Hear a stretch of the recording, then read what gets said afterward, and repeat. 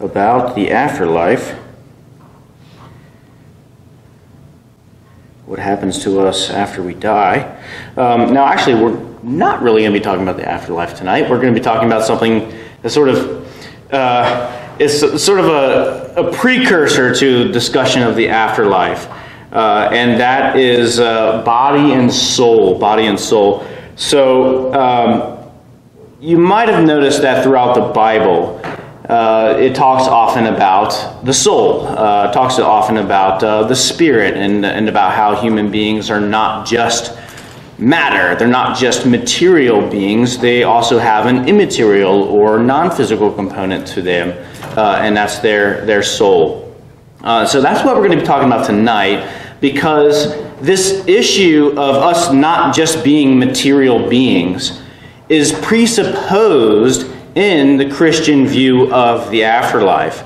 And not just the afterlife, but other Christian doctrines that we'll talk about a little bit later today as well.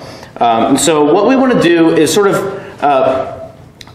get prepared for thinking about issues of the afterlife by considering this issue of what's called dualism. Dualism. If this is going to work. Oh, I was pressing the wrong one. Dualism is the view that human beings have a body and soul. Dual meaning two. So the two is referring to the body, one, and soul, two. So according to the Bible, human beings have a body and a soul. So we have a body there that gets animated by the soul. He's really happy about that. Because if you have the soul but you don't have a body, you're not a complete human being. But if you have a body without a soul, well, we refer to that as just being dead, right? So human beings, according to the Bible, are a body-soul composite. They are a duality of sorts. They are body and soul.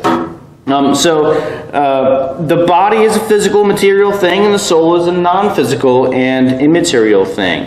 And because it's required to make sense of the afterlife, I thought it'd be a great place to start the series is to talk about dualism and what reason we have to think that dualism is true. And obviously, I think we're probably all intuitive dualists. Not just because we accept the Bible, but because it's just a very intuitive thing to think about human beings. They've actually done cross-cultural anthropological studies on remote tribes, and almost everyone throughout the world has this sort of intuitive belief that human beings are not just material beings.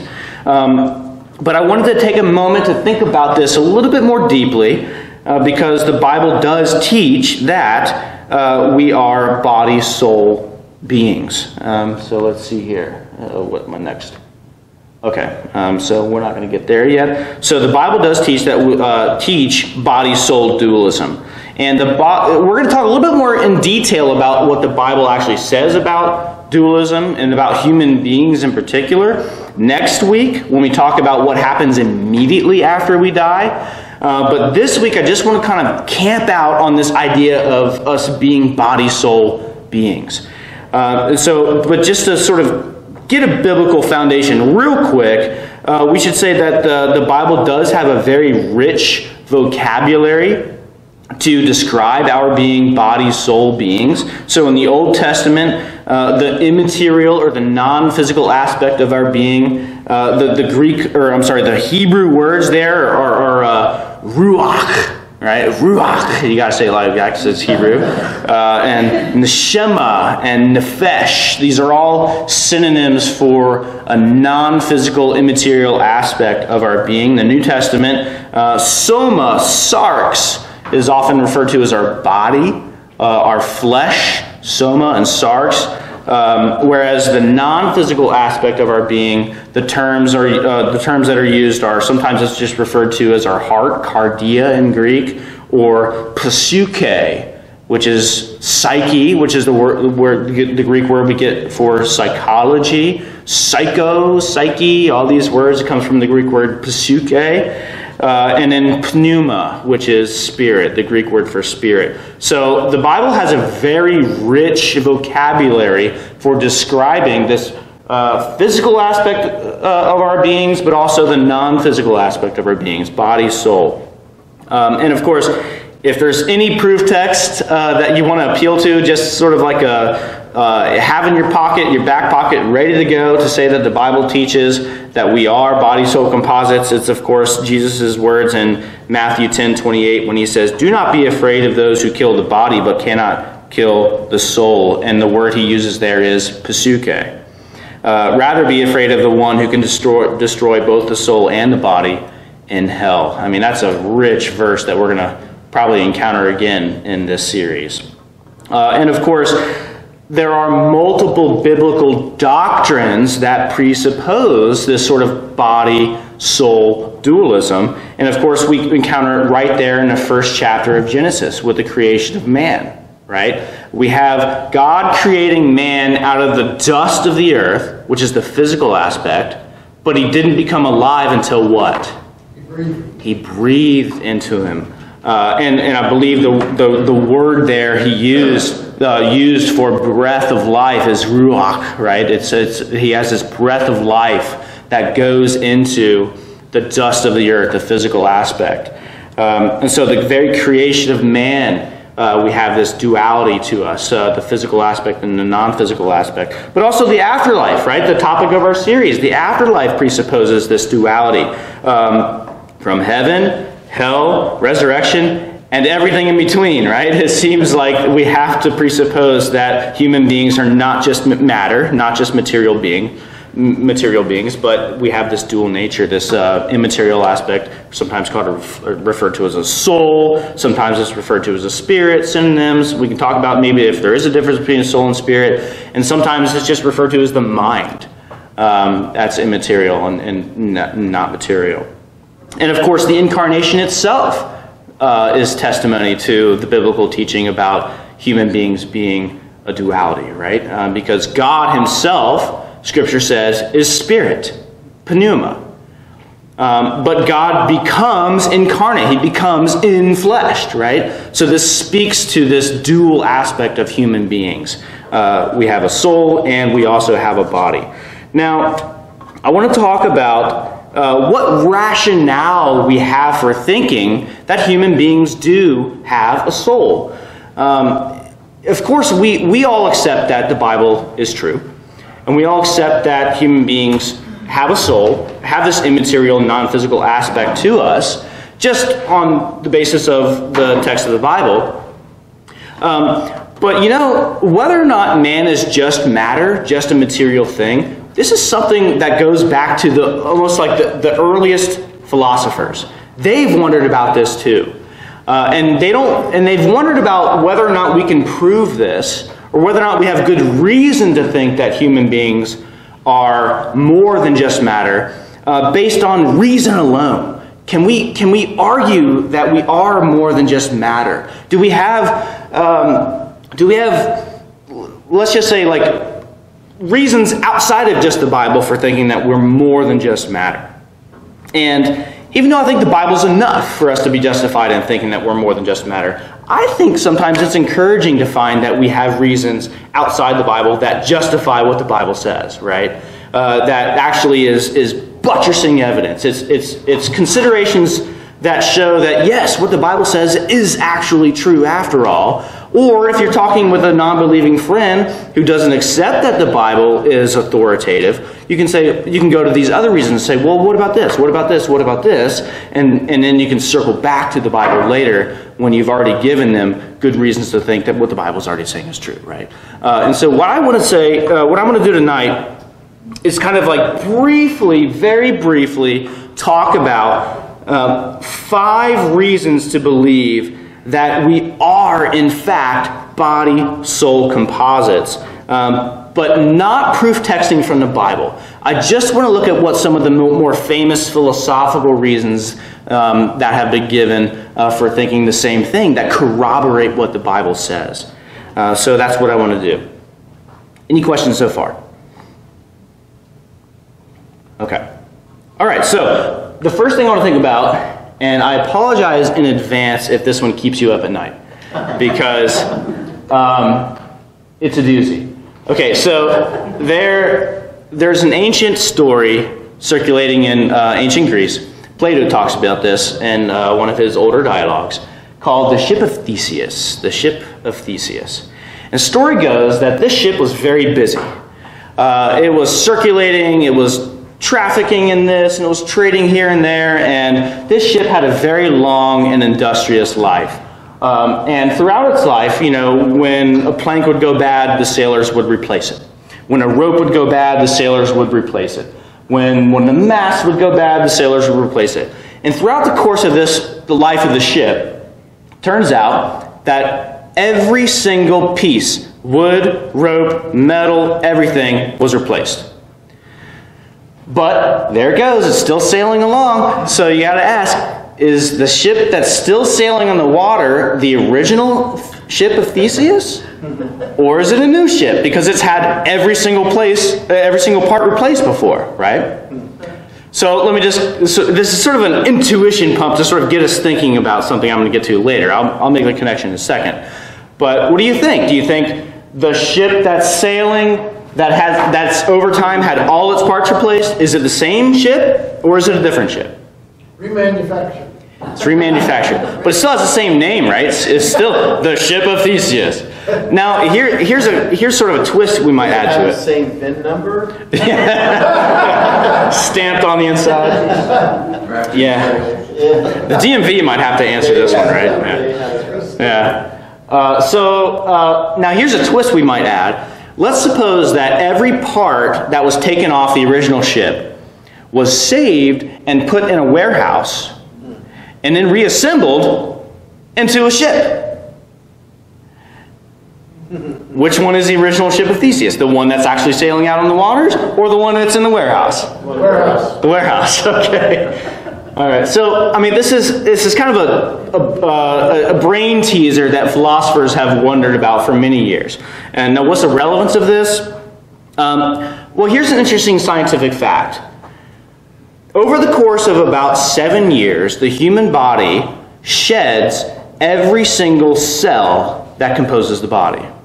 So that more than 7 years ago, your physical body was not the same physical body that you have today. Amen to that. I got a problem. I'm not shedding it. 3 weeks ago or something. 3 weeks. Yeah. Some of us might shed cells a little bit sooner than others, right? A little bit more quickly than others. No, so every 7 years or so, there's a complete replacement. Every 7 years or so, there's a complete replacement. So you can't say, physically speaking, you are the same person you were more than 7 years ago. It's impossible because the exchange rate among cells happens within that time.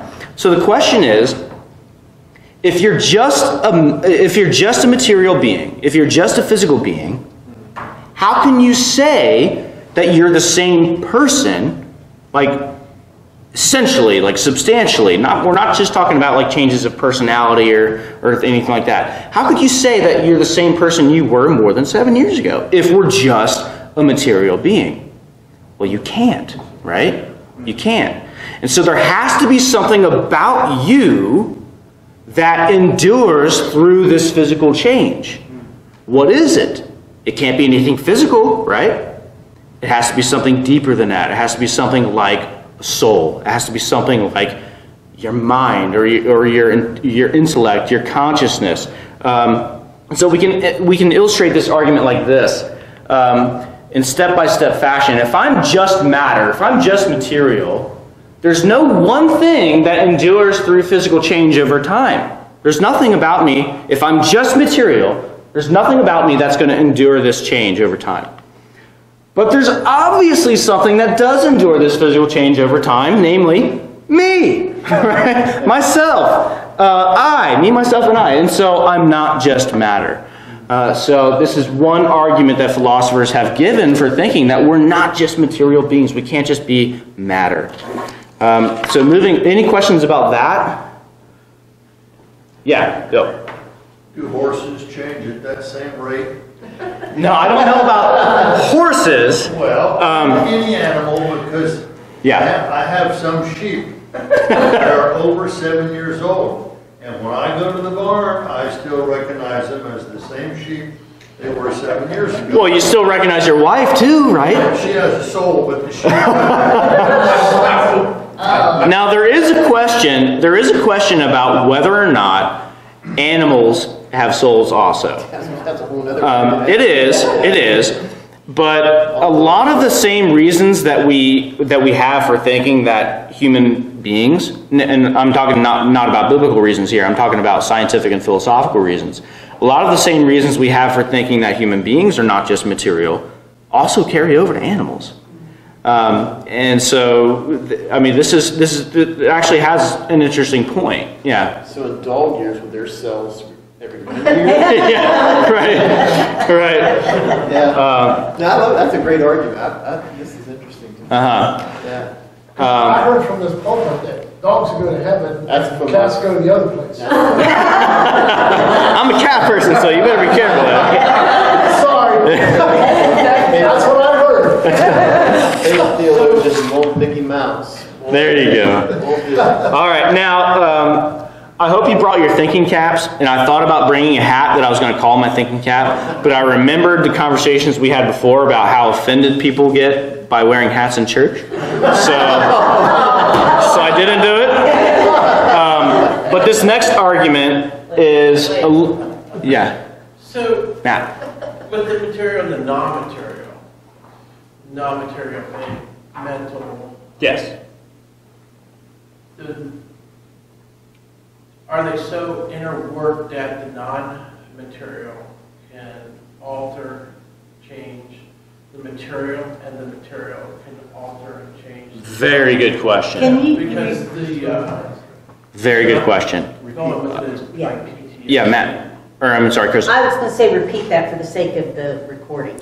I'll repeat the question. Yeah. So Matt is asking, if we do have this dual aspect, material and non-material, can the material affect the immaterial and vice versa? And the answer is absolutely yes. And any theory, any robust theory of dualism, this view that human beings have this body-soul component, is going to have to have a way of explaining how there can be this mutual interaction between body and soul. We'll come back to this question. As usual, you're like 10 steps ahead of us. So just When you said those, and I'm like, okay, well then they've got to interact. That's right. with each other, so that kind of gives me the next step of where I... That's right. So hold on to that, and we're going to come back to it as one of the main objections to dualism that goes back all the way to ancient philosophy as well.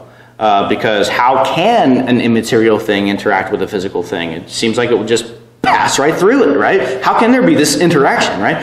It seems like only physical things can bump and interact with each other. Okay, so hold on to that. Now let's don our metaphorical thinking caps and think about this next argument, which comes from Descartes, but it's actually predicated on something called Leibniz's law. Leibniz's law. I was just thinking of this. Were you? Yeah. And so Leibniz's law it's a very fancy way of saying something that's very intuitive. Okay, so in symbols, this just says, for any x and any y, if x and y are the same thing, then if y has something that's true about it, then x has something that's true about it too. In layman's terms, if you have two things that are actually the same thing, then anything that's true about one is also going to be true about the other. They can't have different things true about them and be the same thing. Classic example is if you're watching a crime show or something and they find like a footprint at the scene of the crime, and it's a size 9 shoe, right? And the suspect has a size 14 shoe. Well, then you know that the suspect can't be the person who's put at the scene of the crime, right? Because they have different things true about them, right? Now, if the suspect has a size 9 shoe and the person at the scene of the crime had a size 9 shoe, oh, well, they might actually be the same person, right? This is just an application of what's called Leibniz's law. If two different things, whatever you want to pick, x and y, they can stand for anything. if they have different properties, if you can say something true about this one that's not true about this one, well, then we know they're different things. But if everything that's true about this one is also true about this one, and I mean everything, well, then that means that they're the same thing. All right, so Leibniz had this famous, this principle called Leibniz's law, and then Descartes built an argument for dualism based on this law. And it goes like this. If something is true, this is just a statement of Leibniz's law, if something is true about x that cannot be true about y, or vice versa, then x and y are not the same thing, and x and y can stand for anything, right? Now, it's possible that I can exist without a body, but it's not possible that my body can exist without a body. Okay, give me a second. A minute. So think about that second one there. It's possible that I can exist without a body, but it's not possible that my body can exist without a body. Well, that last part seems obvious, right? It's not possible for a body to exist without a body. Now, how do we know that it's possible that I can exist without a body? Well, Descartes had an answer, and it was that you can conceive of it being so. You can think of it. You can sort of close your eyes and imagine not having a body, right? You can conceive of it. And we know that not everything is necessary. Not everything has to be the case. And so that means things are possible. We can think of other possibilities. We can think of a possible scenario where I came to church tonight with a blue shirt on instead. We can think of a possible scenario where I was an inch shorter than I am. And so if things... How do we know these possibilities? Well, we think of them, right? We can think of them hypothetically.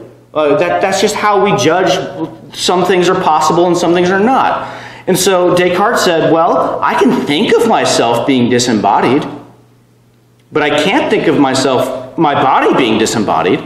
But if that's the case, then there's something true about me that's not true about my body. And so me and my body can't be the same thing. So by application of Leibniz's law, Descartes thought that this proves that me and my body cannot be the same thing. Now, I promise that this is the most abstract that we're going to get tonight, okay? So if there's anything true about me, if there's anything true about me, myself, and I that's not true about my physical body, then that's proof that I cannot be the same thing as my physical body. And that's what Descartes thought he had. He said he did come up with something that's true about me, that's not true about my physical body, namely, possibly existing unembodied. Yeah, so that's a little abstract, but we're gonna kind of bring it back home here in a second. Any questions about this second argument with Leibniz's law and conceivability? And I know it's a little abstract.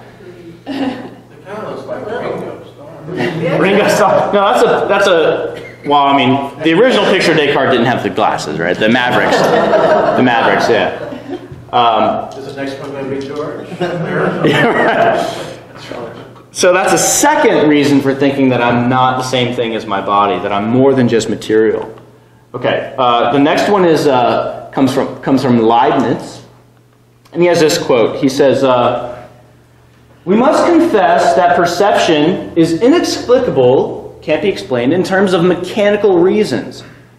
That is, through shapes, size, and motions. If we imagine a machine whose structure makes it think, sense, and have perceptions, we could conceive of it being enlarged, keeping the same proportions so that we could enter into it as one enters a mill. Assuming that, when inspecting its interior, we will find only parts that push one another, we will never find anything to explain a perception. And so one should seek perception in the simple substance and not in a composite or in a machine. Simple substance, he just means like in a soul. So the idea is, if we're just matter, then in principle, I mean, how many of you have seen the movie Honey, I Shrunk the Kids? Okay. And there's actually a follow-up to that, just Honey, I Blew Up the Kid. I don't think I've ever seen that. But this is what Leibniz is imagining. He's imagining Honey, I Blew Up the Kid, where like he has a machine where it just like blows you up to 1,000 your size. Now, if that's possible, if you're just a physical being and you're blown up to about 1,000 of your size, then we could go into your body. This is like kind of like Magic School Bus too. You could go into your body and you could like navigate all of the ways, all the circuitry, everything. You could see everything that's happening, the pulleys, the gears, the cogs, everything that's happening in your head, right?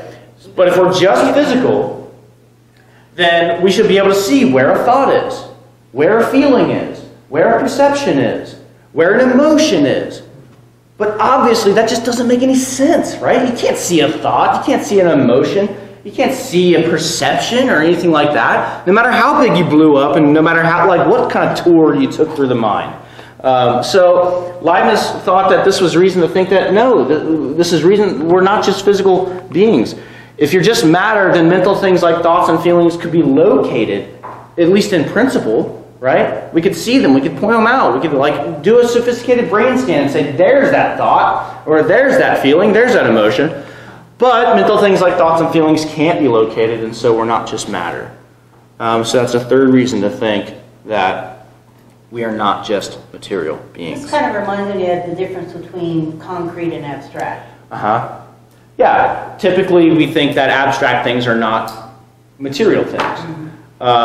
Concrete, it gets a little tricky because the philosopher's definition between concrete and abstract is a little bit different. You know, we think of concrete, we think of like what's right out there on the sidewalk. Whereas concrete, you know, in sort of academic discussions means like it can cause something. Something is concrete when it can has like causal power. Whereas if something is abstract, it can't have causal power. Like the number 2, for example, doesn't have causal power. I can't slip on the number 2, right? Or I can't bump into a triangle.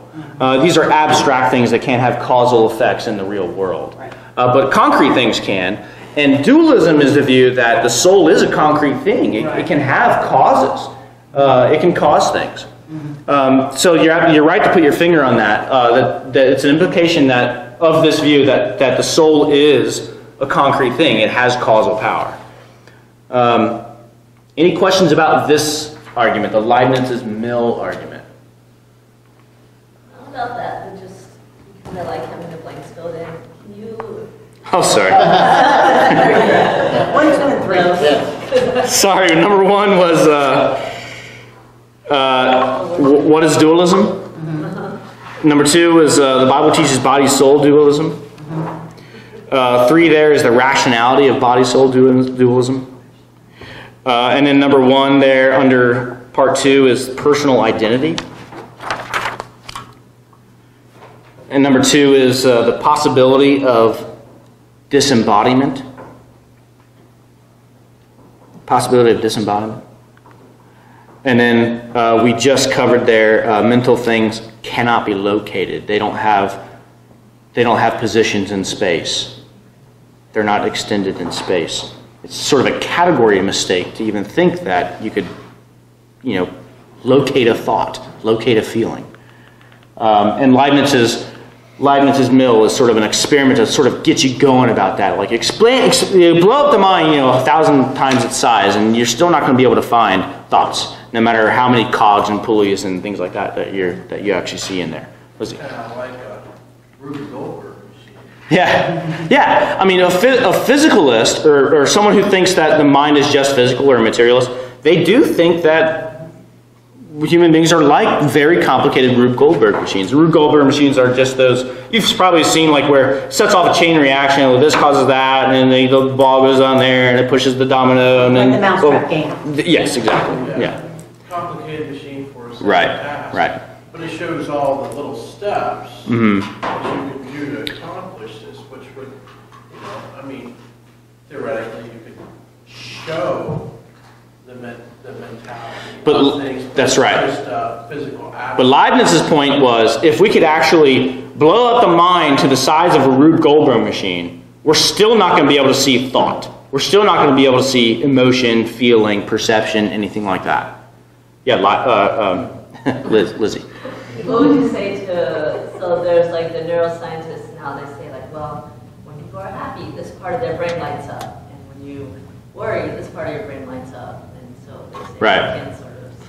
Yeah, so the dualist is just going to see that as just being facts about the body, where they happen to correlate with the spot that the soul is using, for example. And we can talk a little bit more about that later. What she's describing, though, it could be like the wind. You can't see the wind, but if I add physical dust or a leaf, now I can Right. see the. Yeah, it's a good example. I can see the wind itself. Yeah, yeah. Emotion. That's a good example. Same thing, like if you're happy, you can tell by, like the description, people smile with their eyes. They beam. You can also tell by demeanor, that somebody's Right. So it's a good point. Matt points out that even though there can be brain scans that show correlations, that if you're angry, for example, a certain region of your brain lights up on a brain scan. Well, that's just going to be how you observe the effects of the soul, right? That's going to be, like Matt said, if you can't see the wind, if there are particles blowing in the wind, well, then, quote unquote, you can see the wind. And something similar might be happening when the soul uses the brain, certain regions of the brain, to express emotions and so forth. Yeah. Yeah, that's a good example. So his argument is basically, capsulizing this correctly, his argument is basically we have to have dualism because you cannot go into a body and determine this is where that thought came from or this is where that emotion came from. That was the location of it. Correct. Okay. Yeah. Just like those bricks over there. Yeah. So if you imagine being in like the magic school bus and we like shrink down, it's so the opposite of Leibniz's mill. We shrink down to 1,000th of our size and we go up through our nostril, we go up into the brain, and we're traveling around there. No matter what we see, we're never going to see our thoughts, right? You're never going to see Doug's thought about, whatever you're thinking about. You're not going to see your emotions. You might be able to see like different synapses lighting up and things like that, but you're not actually going to see the content of those thoughts, the content of those emotions. What's present to you in your mind is never going to be present to any third-person party who's traveling in your mind at 1,000th of the size. Because you can never actually see the content of what you're thinking, well, then it just means it doesn't matter how small we go. It just means that, well, it just can't be a physical thing in the first place. Okay, so that's Leibniz's mill argument. How are we doing on time? Plenty of time. Color blender on. All right. Now, this is a really cool argument. This comes from a contemporary philosopher named Frank Jackson. He's not a Christian. He comes up with this thought experiment meant to show that we're not just physical. He says this. He says, imagine Mary is confined to a black and white room and is educated through black and white books and through lectures relayed in black and white television, computers, and so forth. And in this way, she learns everything there is to know about the physical nature of the world. She knows all the physical facts about us and our environment. All of them. So let's imagine that she just like that's all she does, right? Her whole life is she just studying the physical facts. And she knows them all. She figures them all out. Which includes everything in a completed physics, chemistry, and neurophysiology, and all there is to know about the causal and relational facts consequent upon all of the knowledge that she has. Okay, now she's in this black and white room. And so her whole life has been black and white. Let's just imagine that from birth she's had black and white goggles on and black and white materials, black and white television monitor. Question. When Mary leaves the room, so she's no longer in the black and white prison, does she learn anything new? Does she learn anything new? Or here's a different way of asking it. Do we know anything that Mary doesn't know? Do we, being outside of this black and white prison, do we know anything that Mary doesn't know? Colors. Okay, that's the intuitive, right? It's like, okay, we know what it's like to see color, right? Look at this beautiful stained glass window in front of me. I know what it's like to see those colors. Does Mary? Does Mary learn what it's like to see color when she leaves the room? That's what Frank Jackson's asking. And if the answer is yes, then there's more to know about the material reality than just the facts about matter, right? There's more to reality than just facts about matter, because she knew all the facts before. The idea is that she learned all the facts about material world before. And so if she learns something new when she leaves the room, well, then that's just proof that there's more to reality than just knowing the material facts. So he reasons this way. He says, if you're just matter, then there's nothing more to know than just the facts about matter. And let's just stipulate that you can know all the facts about matter. But there is more to know than just facts about matter. And this is what his thought experiment was intended to prove. Because if we were stuck in a black and white room our whole lives and we left it, we would learn things. We would learn what blue looks like. We would learn what a rose looks like. We would learn all sorts of things about color and the technicality of our experience. What about smells? Same thing. You could run the same argument, same thing. Smells, tastes, sounds, all phenomenal, what are called phenomenal experiences. You could run the exact same experiment. So you're not just matter. This thought experiment shows that we're not just matter. Yeah, Matt, did you have a comment? Yeah, so that's actually been tested and done. We had it in my sociology classes. They also was a study done on a gentleman that was put in a room, and I think it was for a year. Sensory deprivation chambers. Yeah. So the reality is that when you learn the color, you learn the smells, you learn the sounds, you actually lose your mind. Most people do go. What they found is that you will go insane because it's not the reality that you know, and then an overload. Well, these examples are actually going in reverse, right? Because we already know what it's like to see color, smell things, and hear things, and when you deprive someone of all those things, yeah. So they've done that where people have been deprived of these things, even though they can see it, they can smell it, they can touch it, they can feel it, and then when they can't,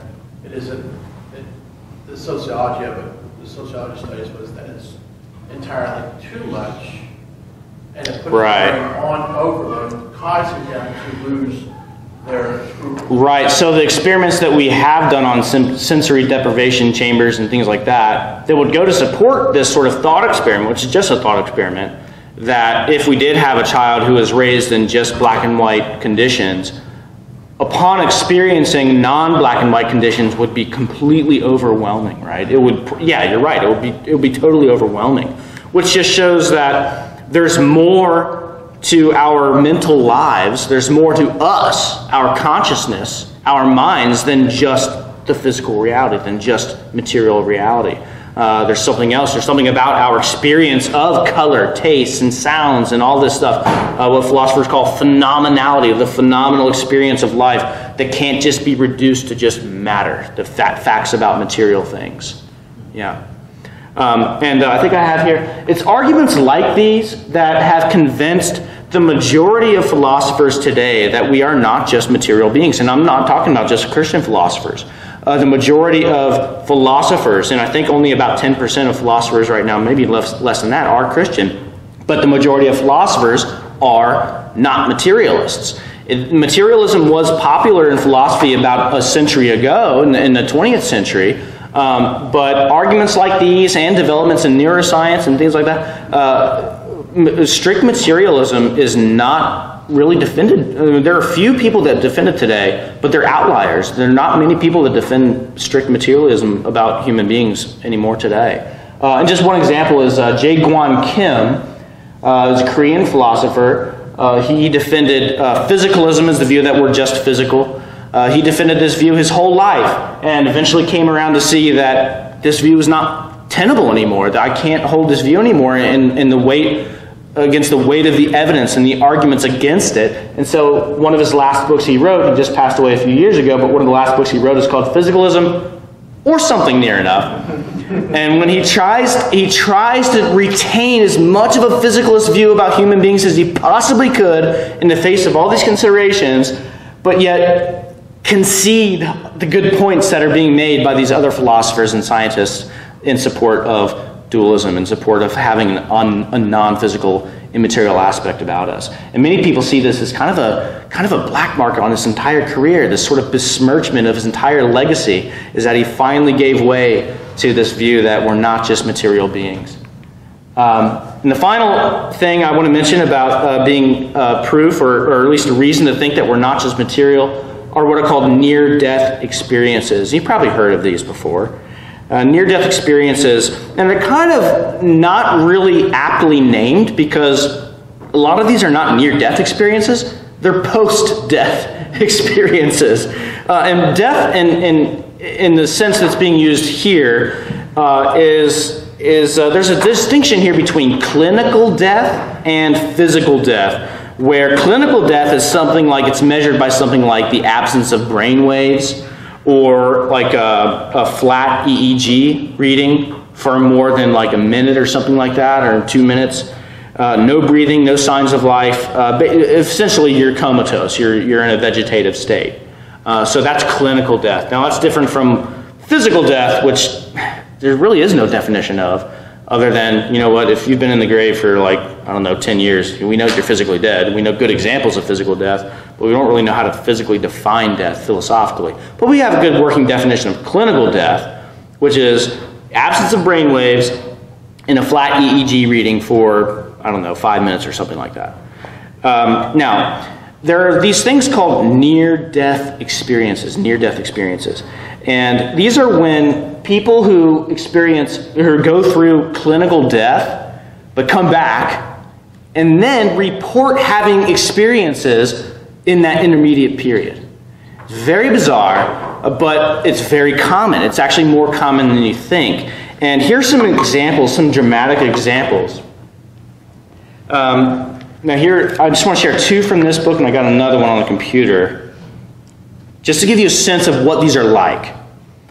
So here's one. A woman who had both a flat EEG reading and no vital signs had been declared dead. This is a real case. But she spontaneously revived about 3.5 hours later. In fact, she regained consciousness and lifted the sheet off of her face as she was being taken to the morgue. Then she reported that she had floated over her body during the resuscitation attempts. She precisely described not only the procedures used in her attempted rescue, but also the number of persons who came in the hospital room and what they said. She even repeated a joke that was told to relieve tension. And perhaps most interestingly, she described the designs on the doctor's ties. All of these claims were carefully checked against the medical records and the doctors present. It was determined that her entire description was correct, even though her EEG reading had been flat during the entire time. Dramatic cases like this. And there are hundreds of cases like this. Here's a very quick second example. A girl had a near-death experience during heart surgery and said that she met her brother, even though she didn't have a brother. Well, later on, her father, very much moved by her testimony, told her that she did have a brother who died before she was born. Yeah, things like this are very, very common. Here's another one. See if I can find it. We'll lose the PowerPoint here.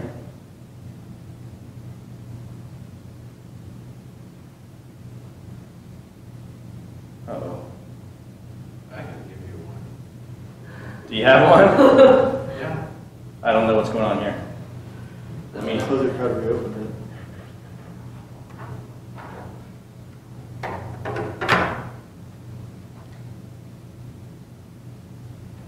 Well, I can relay it by memory. So in this particular case, which again was fact-checked against all the doctors and nurses present, this girl was brain dead I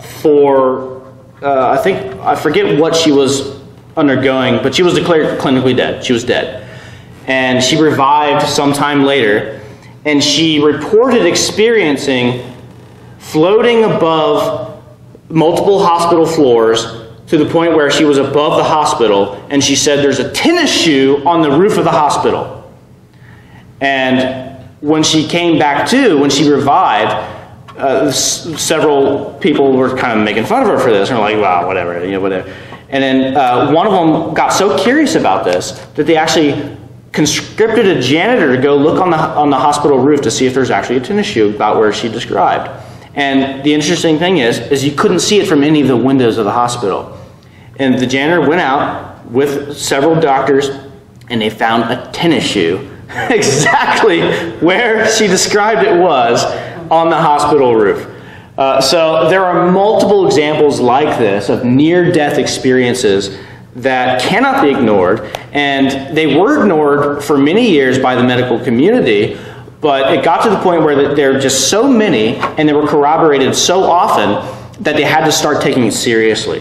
And so it's now a very serious topic of academic inquiry of these so-called near-death experiences, and there's even an academic journal devoted just to studying these experiences called the Journal of Near-Death Experiences, where they collect these experiences and they go and they find out, they interview the doctors and the nurses and the family and everyone who's had these experiences, and they corroborate them to see if they're reliable, and most of the time they are. It's very fascinating. And so, I mean, I could talk about these near-death experiences for a long time because there's so many interesting ones. But just to give you an example of a fifth line of evidence or reason to think that we're not just material beings, in addition to the four philosophical reasons, we have near-death experiences. Now, let me just close with this. And I find it interesting because my training is in philosophy, and there's actually a philosopher that had a near-death experience, a very famous atheist philosopher, in fact. Most of his work was defending a materialist. This is so ironic. This is like God visiting irony upon someone. Most of his work was defending a materialist view of human persons. And this philosopher's name is A.J. Ayer. I have a slide on this.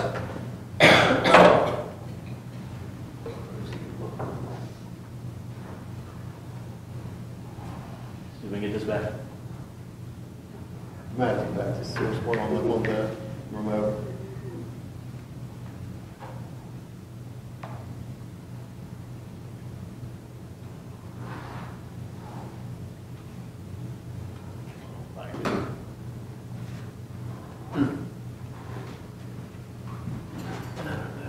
See if you can try to plug it back in.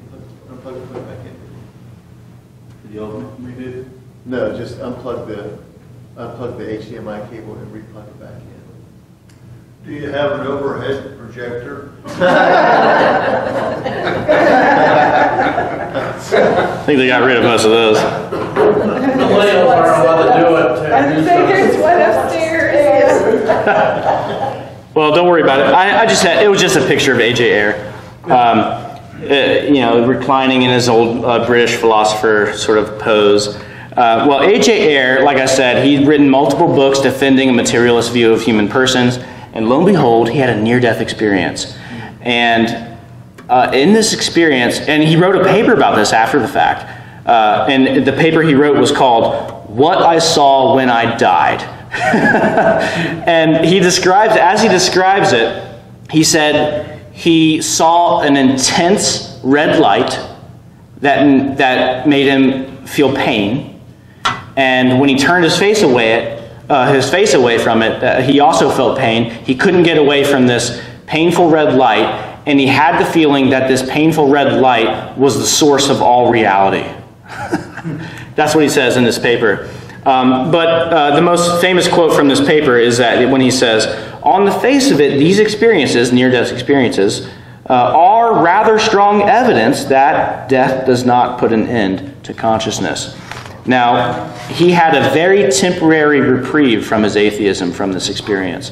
He did wind up going back to becoming an atheist, but this experience put him on his heels for quite a while.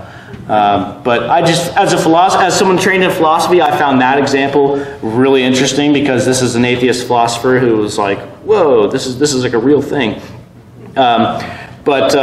Okay, so that's kind of where we're at tonight, is just giving reasons to think that we're more than just material beings. because the fact that we are more than just material beings is presupposed in the Christian view of the afterlife, which we're going to be talking a little bit more about in detail next week when we talk about what happens immediately when we die. And then just as a preview I have on the handout there, Doug and I are double teaming with talking about the second coming, thinking about heaven, thinking about hell, and then finally preparing for eternity. So just to get us ready in the mindset that we are not just material beings, we are also an immaterial thing that can outlive our body, that can exist without a body. Let's go into next week thinking about what happens when we die with that knowledge in hand. Yeah, Doug. You'd mentioned that there's been a shift in the world of philosophy, to more of a dualism approach. How's that dialogue gone as far as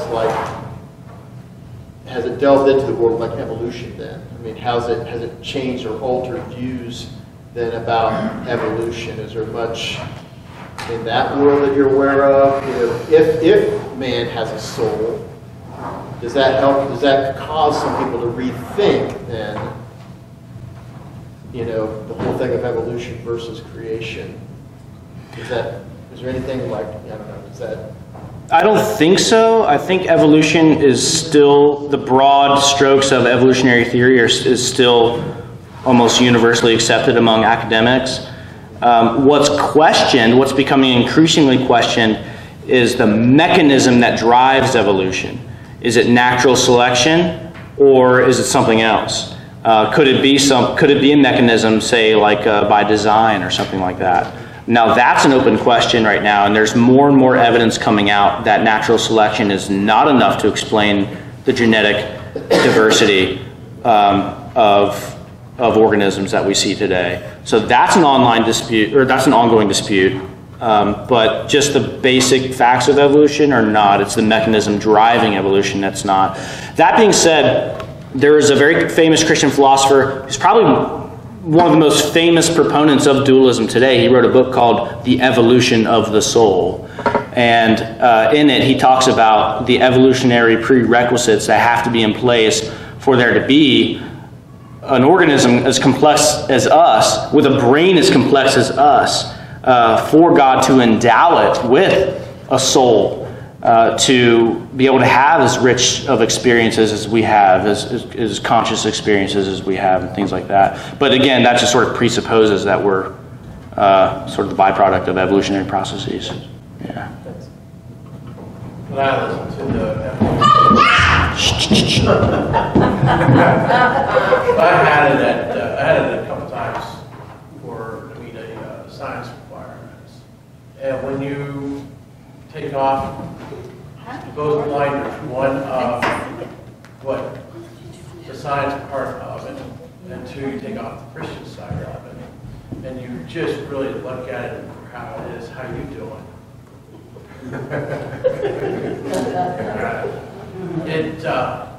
The more you listen to it, at least with me, and being very open-minded about what they're saying, it actually starts to give a lot of credence to God. Yeah. The more and more you delve into it, and the more you look into it, life can't sustain without evolution. We all evolve, which is all it means is we all evolve. But it literally goes right back. It just keeps circling right back and pointing towards God. And I think that both people, atheists, agnostics, and Christians, miss a very vital point of not seeing that, where it literally is pointing everything back to. That's just my thought. I agree, and even like I said at the front, even though the Bible is enough for us to know that we are not just material beings, when I first encountered some of these reasons in philosophy and science that sort of backs up what the Bible says about us, I just found that so strengthening, and I found that to be such a source of encouragement, especially when I would think about evangelizing to other people, talking to other people. Not just that, but the way you view other people, right? So think that every single person that you encounter has a soul, right? And think about it, it's just so profound. They're not just material, they're not just matter. They have a soul. I mean, you can't treat people a certain way if you have that belief, you know? And there are other reasons to think that we're not just material beings, but I thought those were 5 that would be fun to consider tonight. So come again, and we'll think about, in more detail, what the Bible in particular has to say about the topic of what happens immediately after we die next week.